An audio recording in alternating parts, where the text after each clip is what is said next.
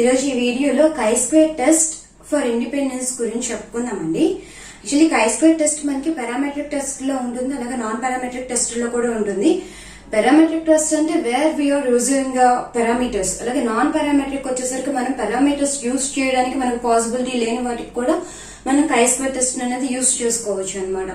అంటే ఇక్కడ పారామీటర్స్ అంటే అసలు ఫస్ట్ ఆఫ్ ఆల్ ఏంటి అంటే మనం మీన్, మీడియన్, లైక్ మోడ్, లేకపోతే వేరియన్స్, స్టాండర్డ్ డివియేషన్, ఇలా మనం నెంబర్ ఆఫ్ ప్రపోర్షన్స్ ఇవన్నీ యూజ్ చేసుకుంటూ మనం టెస్ట్లు చాలా కండక్ట్ చేసుకుంటాం. డిఫరెంట్ డిస్ట్రిబ్యూషన్స్ కి మనం యూజ్ చేసుకుంటూ ఉంటాం. సో ఆ టైప్ లో మనం ఏవైతే పారామీటర్స్ అంటే మనం యూజ్ చేయడానికి పాసిబిలిటీ ఉన్న డిస్ట్రిబ్యూషన్స్ కి దీన్ని యూజ్ చేస్తాం. As well as non parametric అంటే కొన్ని మనం మెజర్ చేయడానికి వీలు ఉండదండి. అట్లాంటి సిచ్యుయేషన్ లో కూడా మనం ఈ chi-square టెస్ట్ అనేది యూజ్ చేసుకుంటాం అనమాట. లైక్ ఇప్పుడు కొన్ని అట్రిబ్యూట్స్ ఉంటాయండి.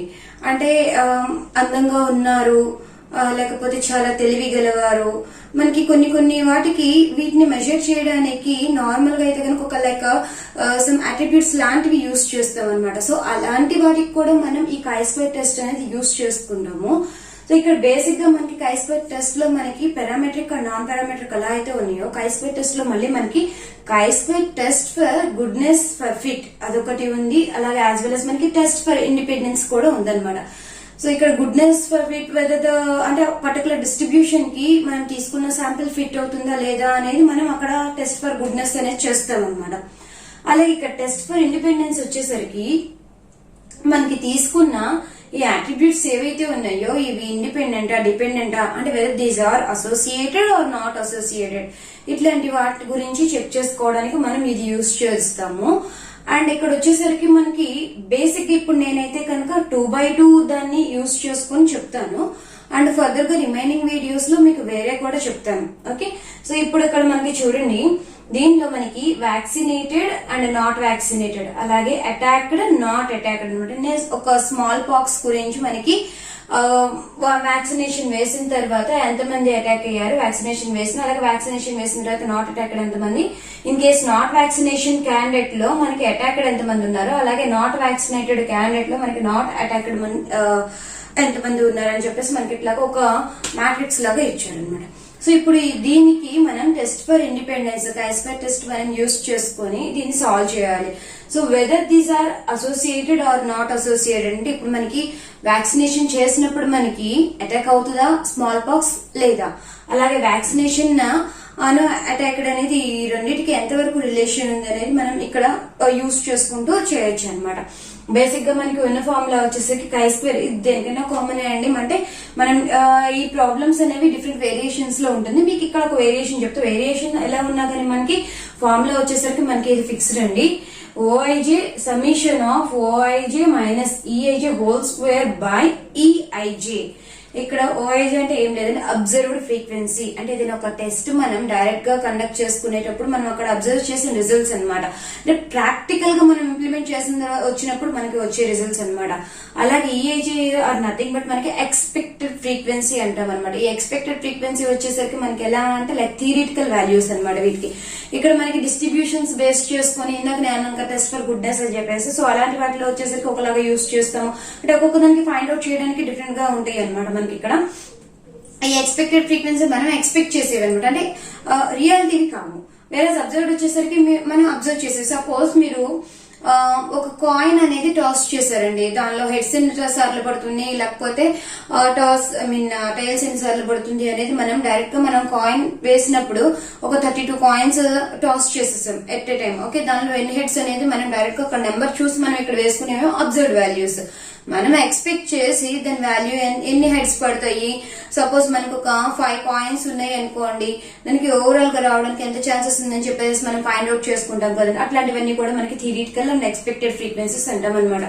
సో మనం ఆ వాల్యూస్ యూజ్ చేసుకుని, అంటే ఇక్కడ ఉన్న వాల్యూస్ తో మనం ఆ ఫార్ములా యూజ్ చేసుకుని ఫైండ్ అవుట్ చేసుకోవాలి. అలా మనకి నార్మల్ గా డిగ్రీస్ ఆఫ్ ఫ్రీడమ్ అనేది కామన్ యాజ్ యూజువల్ గా ఉంటుంది.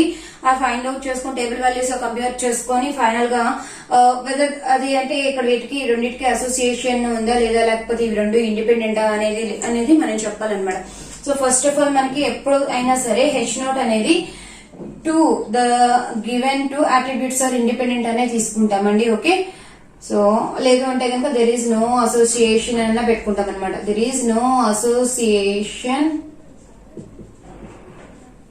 Between vaccination and smallpox attack. Okay, so ఇలా తీసుకుందాం. అండ్ ఎక్కడ సేమ్ ఆల్టర్నేటివ్ హైపోథెసిస్ లో అయితే కనుక ఏం చేస్తాము మనం, ఆపోజిట్ కదండి. So there is a association అనమాట. Okay, there is a association between vaccination and smallpox అని చెప్పి ట్రీట్ చేసుకుంటాం. అండ్ మనకి ఇప్పుడు ఇక్కడ మనకి ఎక్స్పెక్టెడ్ ఫ్రీక్వెన్సీస్ కూడా వీటిని యూజ్ చేసుకుని ఫైండ్ అవుట్ చేసుకుంటాం. వీటికి ఫార్ములా ఉంటుంది, దానికన్నా నేను చాలా సింపుల్ గా చెప్తాను. అది వచ్చేసిన తర్వాత కావాలంటే ఫార్ములా మీరు చూసుకోండి. Okay, so first of all మనం ఇక్కడ టోటల్ చేసుకుంటామండి.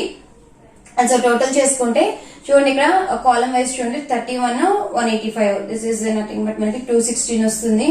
అలాగే ఇక్కడ 469 and 1315 which is nothing but 1784 వస్తుంది.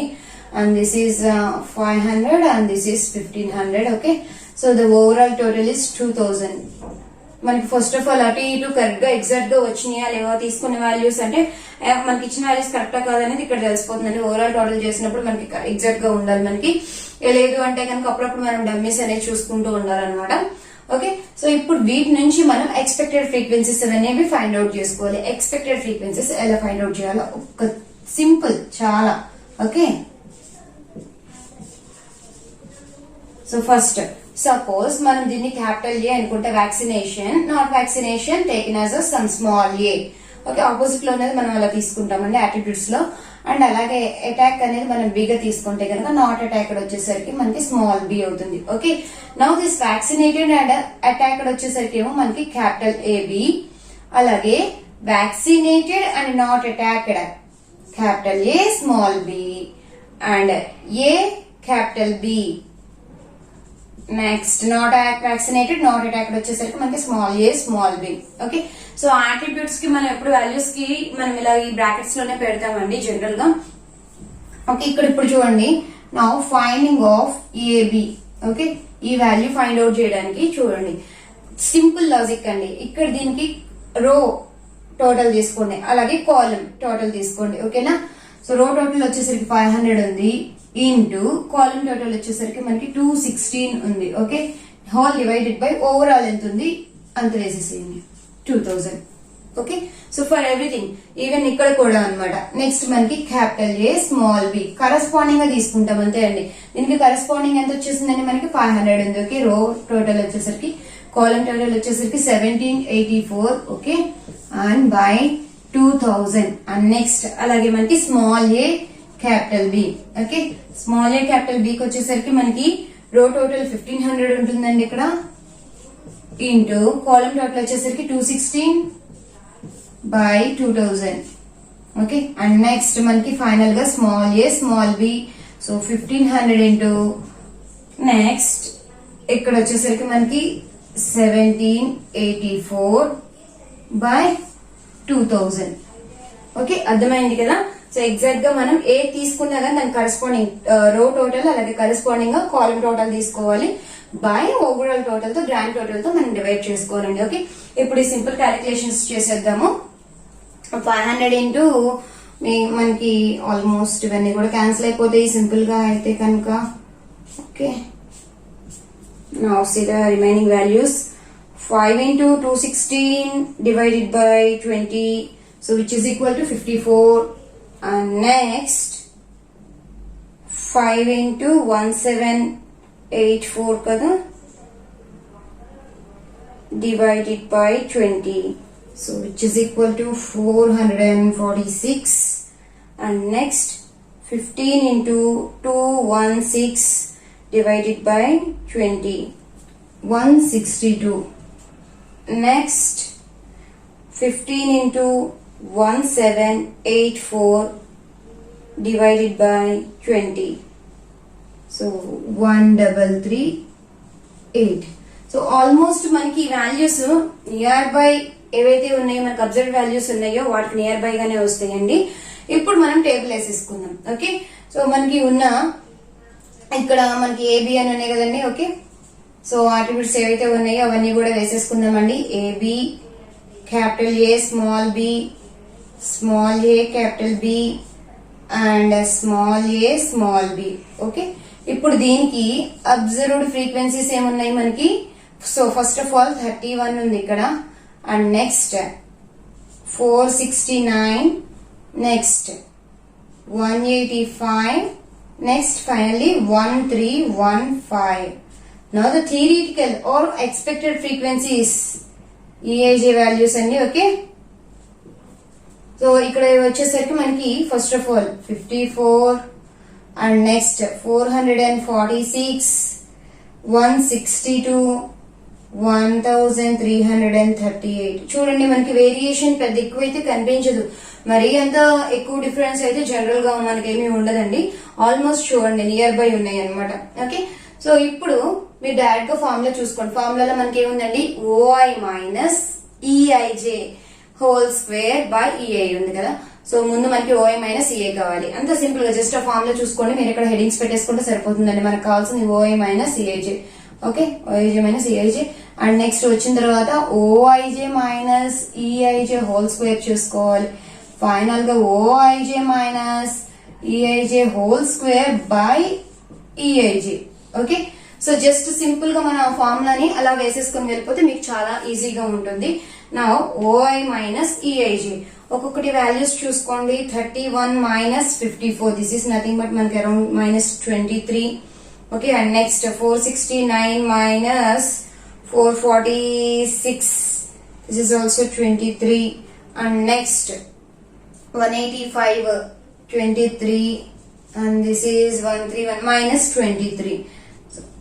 ఏదో ఇప్పుడు ఇలా వచ్చినాయండి, ఎప్పుడు ఇలాగే ఏం రావు మనకి. ఓకే, సో 23 హోల్ స్క్వేర్ అండి. ఇట్ ఈస్ మనకు వచ్చేసరికి 529, 23 into 23, exactly 529. ఓకే, సో అన్ని అవే కాబట్టి సేమ్ వేసేస్తున్నా. 529, 529, 529. ఓకే, అండ్ నెక్స్ట్ మనకి స్క్వేర్ వచ్చిన తర్వాత ఏం చేయాలండి? ప్రతిదాన్ని ఈఐజే తో డివైడ్ చేసుకోవాలి. ఓకే, సో ఇప్పుడు ఇక్కడ వచ్చిన ఏవైతే వాల్యూస్ ఉన్నాయో వాటిని ఈఐజే వాల్యూస్ తో మనం డివైడ్ చేసుకోవాలి. ఫస్ట్ ఆఫ్ ఆల్ మనకి 529 డివైడెడ్ బై 54 కదా ఫస్ట్ వాల్యూ వచ్చేసరికి. So which is nothing but 9.79. And next వచ్చేసరికి మనకి 529 డివైడెడ్ బై ఇక్కడ ఈఐజే values 446, so which is equal to 1.18. and next 529 divided by 162, so which is equal to 3.26. next 529 divided by 1338, 0.395. Okay, so మనకి కావాలి అంటే కనుక general గా మనం 3 డెసిమల్స్ వరకు అక్యురేట్ గా ఉండడం కోసం అయితే వేసుకోవచ్చండి. సో ఓకే, ఇప్పుడు ఇవన్నీ కూడా టోటల్ చేస్తే మనకి ఏం ఫైనల్ గా ఏంటంటే summation of O I minus A J whole square by E I J. చూసుకోండి ఇప్పుడు ఇవన్నీ కూడా టోటల్ చేసేస్తే వచ్చేది మనకి సమ్మేషనే కదా. సో నా అన్ని కూడా మనం టోటల్ చేసేద్దాం. ఓకేనా, 9.79 plus 1.18 plus 3.26 plus 0.395. Okay, so మనకి ఓవరాల్ టోటల్ వచ్చేసరికి 14,625 అండి ఈ టోటల్ వచ్చింది. సో ఇప్పుడు మనకి ఫైనల్ గా మన అబ్జర్వ్ వాల్యూస్, ఎక్స్పెక్టెడ్ ఫ్రీక్వెన్సీస్ మొత్తం అంతా క్యాలిక్యులేట్ చేసుకుని కై స్క్వేర్ వాల్యూ అయితే కనుక మనం క్యాలిక్యులేట్ చేసుకున్నాం, బానే ఉంది. అండ్ ఆఫ్టర్ దిస్ ఇప్పుడు దీన్ని టేబుల్ వాల్యూస్ తో మనం చెక్ చేసుకోవాలి. టేబుల్ వాల్యూస్ మనకి చాలా సింపుల్ అండి. సో ఇప్పుడు మనకి ఇక్కడ ఎన్ని రోస్ ఉన్నాయి, ఎన్ని కాలమ్స్ ఉన్నాయి అని చూసుకోండి.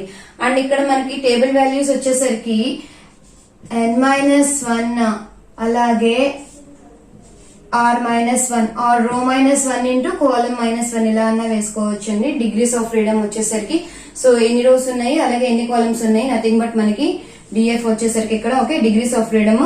అండ్ నెంబర్ ఆఫ్ కాలమ్స్ మనకి ఇక్కడ ఎన్ని కాలమ్స్ ఉన్నాయి, 2 కాలమ్స్ ఉన్నాయి, విచ్ ఇస్ నథింగ్ బట్ 2 - 1. అలాగే ఎన్ని రోస్ ఉన్నాయి మనకి 2 - 1, ఇక్కడ కూడా 2 రోస్ ఉన్నాయి. ఓకే, సో మొత్తం అంతా అంటే మనకి 1 into 1 which is equal to 1. So మనకి 1 డిగ్రీస్ ఆఫ్ ఫ్రీడమ్ దగ్గర మనం చెక్ చేసుకోవాలండి. ఓకే, సో టెస్ట్ ఎట్ 5% ఆ టెస్ట్ ఎట్ మనకి 10% వాళ్ళు ఏది ఇస్తే అది మనం చెక్ చేసుకుంటామండి జనరల్ గా. సో ఇప్పుడు టెస్ట్ ఎట్ 5% అయితే కనుక మనకి ఇలా టేబుల్ వాల్యూస్ ఉంటాయి. ఆ టేబుల్ వాల్యూస్ దగ్గర మీరు 1 degrees ఆఫ్ ఫ్రీడమ్ దగ్గర మనం 5% చెక్ చేసుకుంటే కనుక 3.841 ఉంది. ఓకే, సో నా ద టేబుల్ వాల్యూ వచ్చేసరికి మనకి table value at 5% with 1 degrees of freedom. Okay, so calculate చేస్తే it is 3.841. Okay, calculated value అను అలాగే మనకి టేబుల్ వాల్యూ ఈ రెండు చెక్ చేసుకోండి. మనకి టేబుల్ వాల్యూ కన్నా ఎప్పుడైనా సరే క్యాలిక్యులేటెడ్ వాల్యూ ఎక్కువగా ఉంది అంటే కనుక టెస్ట్ అనేది మనం రిజెక్ట్ చేసుకుంటాం. సో ఇప్పుడు ఇక్కడ చూడండి మనకి క్యాలిక్యులేటెడ్ వాల్యూ ఎలా ఉంది, 14.625 ఉంది. అలాగే టేబుల్ వాల్యూ వచ్చేసరికి 3.841 ఉంది. So now we are going to reject H0. సో మన టెస్ట్ ఆఫ్ హైపోథెసిస్ లో మనం ఏం చేస్తున్నాం, reject H0 and accept H0 మనం రిజెక్ట్ చేసాము అంటే కనుక యాక్సెప్ట్ HA. యాక్చువల్గా ఇక్కడ ఎందుకు ఇలా వచ్చింది అంటే మీరు చూడండి, వ్యాక్సినేషన్ కి అను అలాగే మనకి స్మాల్ పాక్స్ అటాక్ కి కూడా ఎట్లాంటి రిలేషన్ లేదు అని చెప్పి దెర్ ఇస్ నో అసోసియేషన్ అని తీసుకున్నాం. ఓకే, సో అంటే ఎప్పుడైనా కానీ జనరల్ గా మనం స్టార్ట్ చేసే ముందు నో అసోసియేషన్ లేకపోతే దీస్ ఆర్ ఇండిపెండెంట్ అని చెప్పి తీసుకున్నాం కూడా అలా తీసుకున్నాం. బట్ ఇక్కడ ఏంటి మనకి ఇన్కేస్ వ్యాక్సినేషన్ వేసిన తర్వాత అటాక్ అనేది ఏదైనా కానీ మనకి డిక్రీజ్ అవుతుంది కదా. సో డిక్రీజ్ అయితేనే అది కరెక్ట్. సో అందుకని మనకి ఇక్కడ ఏమొచ్చింది చూడండి, ఆల్టర్నేటివ్ హైపోథెసిస్ లో మనం ఏం చెప్పుకున్నాం, మనం there is association. Null hypothesis లో దెర్ ఇస్ నో అసోసియేషన్ అని తీసుకుంటాం. ఆర్ అదర్వైజ్ నల్ హైపోథెసిస్ లో 2 attributes ఆర్ ఇండిపెండెంట్ అన్న తీసుకుంటాం. ఓకే, అది మాత్రం మర్చిపోకండి. ఐదర్ ఇండిపెండెంట్ అన్న తీసుకుంటాము ఆర్ నో అసోసియేషన్ అని తీసుకుంటాం, or there is no relation. Okay, అక్కడ ఏమీ ఉండదు అని చెప్పి తీసుకుంటాం మనం నల్ హైపోథెసిస్ అయితే. అండ్ ఆల్టర్నేటివ్ లో వచ్చేసరికి అసోసియేషన్ ఉంది, అవి డిపెండెంట్, ఇలా తీసుకుంటాం. ఓకే, మర్చిపోవద్దు. సో ఇప్పుడు మనకి ఇక్కడ క్యాలిక్యులేటెడ్ వాల్యూ 14 ఉంది. అలాగే మనకి టేబుల్ వాల్యూ ఏమో 3.841 వచ్చింది. క్యాలిక్యులేటెడ్ వాల్యూ మనకి ఎక్కువగా ఉంది. ఓకే, సో chi² వాల్యూ వచ్చేసరికి మనకి 14.625 which is greater than 3.841. Hence మనం అందుకని ఏం చేసామంటే H0 నేమో రిజెక్ట్ చేస్తున్నాము, ఆల్టర్నేటివ్ హైపోథెసిస్ ఏదైతే ఉందో దాన్ని ఏమో యాక్సెప్ట్ చేస్తున్నాము. ఈ ఆల్టర్నేటివ్ హైపోథెసిస్ లో మనకు వచ్చిన రిజల్ట్ ఏంటి, మనకి వ్యాక్సినేషన్ వల్ల స్మాల్ పాక్స్ అటాక్ అనేది తగ్గుతుంది. అంటే రెండింటికి రిలేషన్ అనేది ఉంది అని చెప్తున్నాం. Whether it is increased are decreased అనేది ఫైనల్ గా మనకు దాన్ని బట్టి బేస్ చేసుకుని ఉంటుంది అనమాట. ఓకే, సో ఇది ఇక్కడ మనకి టెస్ట్ ఫర్ ఇండిపెండెన్స్ వచ్చేసరికి మనకి ఓన్లీ 2/2 అయితే కనుక మనం ఇలా చేసుకుంటామండి. ఈవెన్ మనకి any number of final 3 rows ఉండొచ్చు, 3/3 అయినా కావచ్చు, ఏదైనా కానీ మనం ఫస్ట్ ఆఫ్ ఆల్ ఈ ఫైండ్ అవుట్ చేసుకోవడం ఇదంతా కూడా కామన్ థింగ్ ఇలాగే ఉంటుంది. కొన్ని చిన్న చిన్న కండిషన్స్ ఉన్నాయి అనమాట. ఈసారి నేను ఇంకో చెప్పే వీడియోలో మీకు ఆ స్పెషల్ కండిషన్స్ కూడా నేను ఎక్స్ప్లెయిన్ చేస్తాను. Thank you.